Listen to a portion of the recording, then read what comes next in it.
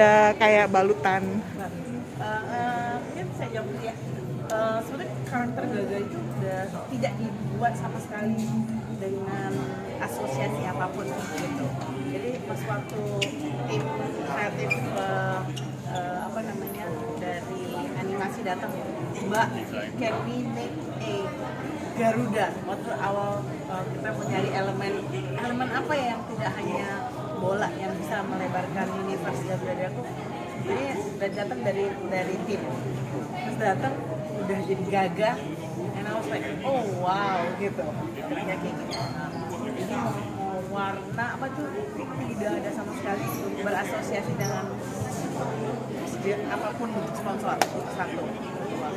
Nah sponsor yang datang, saya kan udah lama sekali di perfilman, jadi sudah tahulah bagaimana kira-kira membuat bahwa esensi kreativitas itu amat sangat terjaga, even dari Garuda Daduku yang pertama, karena kita juga punya sponsor yang besar pada saat itu, dimana core daripada IP dan cerita amat sangat intact. Kita tahu bagaimana mau berkolaborasi dengan sponsor, mengerti kebutuhan mereka juga dan kebutuhan kita, dan bagaimana menempatkan itu semua dalam proporsi yang tepat. Tapi kalau yang ditanyakan tadi sama sekali tidak ada asosiasi gitu. Kalau boleh tahu ini proses pengembangannya berapa lama, terus melibatkan berapa banyak kreator? Ya. Ada target nggak sih yang dicapai? Soalnya kalau misalkan di film originalnya itu kalau nggak salah satu juta tembus kan? Ya 1,3 1,4 betul ya. Itu box office top 10 tahun 2009 ya. Kalau nanti animator Mas Ron yang jawab ya, basically. Ini prosesnya kita udah di akhir tahun ketiga mau Ya, kita start di 2022. Kita start di April ya. Iya. April 2020. Mulai muncul idenya. Mulai muncul idenya sekitar awal 2020. Yes, sudah 3 tahun. Kalau dari segi berapa banyak kita bekerja untuk produksi aja, berapa begitu banyak studio animasi di Indonesia yang kita bekerja ada di Bali, ada di Malang, ada di Jogja juga. di Bandung nggak? Di Bandung Ada, jadi di mana-mana, jadi ada ratusan animator yang bekerja untuk 300 lebih. 300 lebih. Berarti ada 300 lebih animator dan studio animasi yang digunakan itu di beberapa kota ya? Betul. Iya betul. All over Indonesia nih. Ada target nggak dari animasi ini ya? Ya targetnya ya lumayan bagus lah. Tapi jangan disebutin sekarang. Nanti kita Oke. lihat aja. Iya. Saya mau tanya, penasaran, tadi kan disebutnya sama Mas tentang menggunakan teknologi yang ada gitu. Berbeda dengan yang animasi sekarang menjadi box office, kan diceritakan mereka sengaja membeli segala macam software untuk bisa sebagai bagian dari investasi.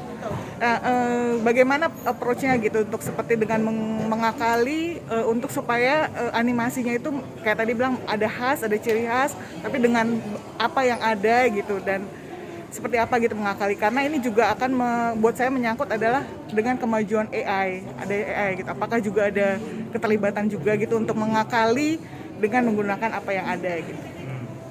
Maksudnya adalah kita selalu bermulai dengan konsep, approach-nya dengan konsep, dengan art. Jadi kita tidak terpaku dalam memproduksi itu hanya dengan satu cara aja gitu. Yang penting hasilnya kayak gini gitu. Mau kita pakai cara A atau B atau C, nanti lihat prosesnya yang paling approachable, yang paling visible yang mana. Jadi nggak harus kita mengedepankan pokoknya animasi kita menggunakan teknologi yang paling mutakhir, kita nggak melakukan approach itu. Yang kita paling utamakan adalah itu hasilnya sendiri secara artistik sangat baik, dan paling penting banget juga buat saya dan para kreator adalah relevansinya itu sendiri. Bagaimana tadi kita melihat world build-nya, kampung-kampung kotanya segala macam fenomena yang tidak kita bisa temukan di film-film animasi di luar negeri gitu. Itu yang membuat ini bisa jadi wah, this is ours gitu. Mungkin bisa saya sederhanakan seperti gini. Pada dasarnya kita ini kan langkah kita pertama di animasi. Seperti kawan-kawan media tahu, animasi bukan sesuatu yang murah ya. Jadi tapi kita juga bukan tipe yang langsung oh ya kita beli semua teknologi yang ada untuk kita pakai. Kita tidak gitu. Kita tidak mengambil langkah seperti itu. Kira-kira gitu, Mbak. Oke, yang bisa terjawabkan. Oke. Dan juga sebagai sutradara, apa sih tantangan yang tersulit dalam saat menciptakan karakter? Kan ini semua mempunyai karakter-karakter yang khas gitu kan. Kayak saya lihat Garuda itu mengerenyit dan ada khas kayak sayapnya gitu. Apa sih tantangan secara kreatifnya gitu dalam menciptakan setiap karakter yang ada di dalam film ini? Yang pasti mereka harus terlihat beda. Jadi tiap karakter merepresentasikan satu keunikan tersendiri gitu. Jadi ada Naya, karakter Naya, ada karakter Putra, ada karakter Gaga, ada karakter Dewi Garuda. Itu sendiri antara Gaga dengan Dewi Garuda kan kita lihat berbeda juga gitu. Nah itu gimana kita secara bahasa visualnya menjauhkan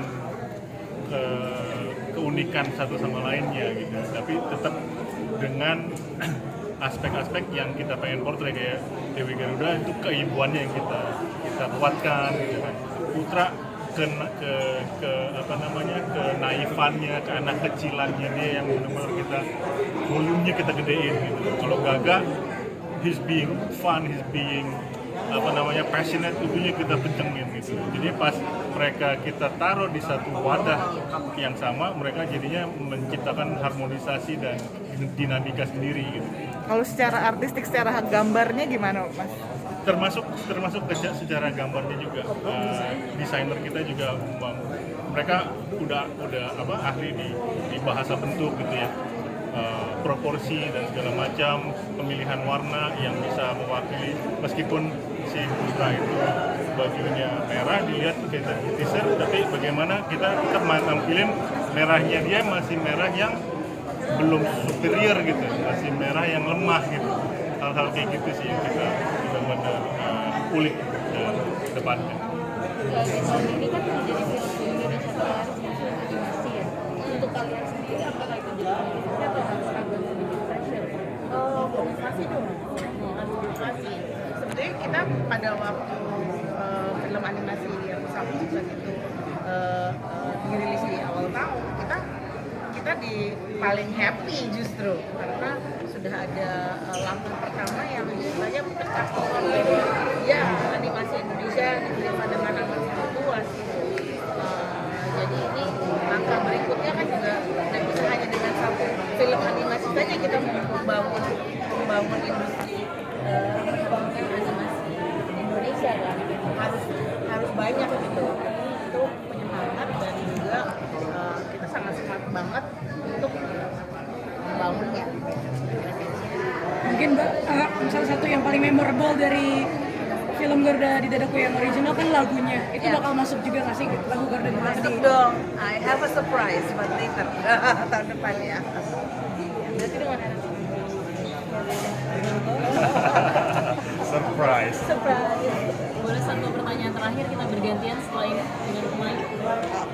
Mungkin dari segi kreator saya penasaran aja dengan seperti apa sih tadi kan dibilang masih bayi banget gitu industri kita industri animasi kita di Indonesia dengan kehadiran Garuda di Dadaku ini mungkin akan menempatkan seperti apa gitu untuk yang pasti dengan film yang udah sangat sukses di tahun ini dan kami berharap juga film kami juga bisa meneruskan sustainabilitas itu, kita semakin mematangkan dan mendewasakan industrinya. Karena kalau kita lihat dari industri live action aja gitu, di tahun ini awal tahun 2000 hanya 1, 2 kan tidak langsung tiba-tiba jadi 200 ya gitu. Berarti kan sebenarnya ada 4, 10, 50, 80, 100 ini harus sama. Jadi istilahnya bangun timeline dan tidak bisa hanya satu perusahaan animasi, harusnya perusahaan PH harus ada beberapa secara komunal, secara komunal. harus bergerak bersama.